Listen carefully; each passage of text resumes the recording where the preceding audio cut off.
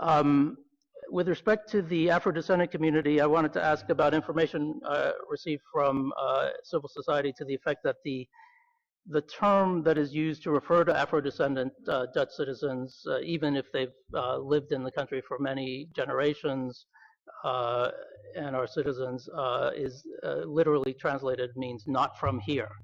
I welcome information about the use of that term, which in itself is, if that is the case, it is in itself troubling, but also reflects a perhaps troubling attitude towards that community. Finally, with respect to, a lot has already been said about the Black Pete issue. I just wanted to ask specifically for the state parties views concerning the decision in November of 2014 by the National Human Rights Institution on this question, specifically with respect to Black Pete in the schools. The decision concludes that even though the feast and the Black Pete persona are not intended to discriminate, the Institute finds that the Black Pete has a discriminatory effect. And she further concludes that although it is not necessary to abolish it, the persona should be presented to the children at school in such a way that all negative stereotypes are removed.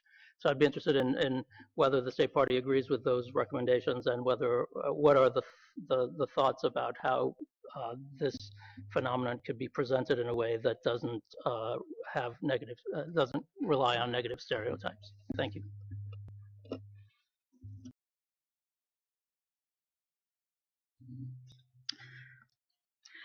Yeah, the last question, the Afro did and not being part of.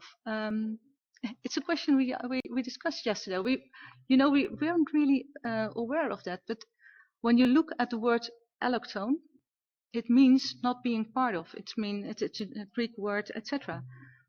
We don't use the word anymore in our policy papers, but we weren't aware that the European Union sometimes used this translation. So thank you for the advice, because that's really not the aim.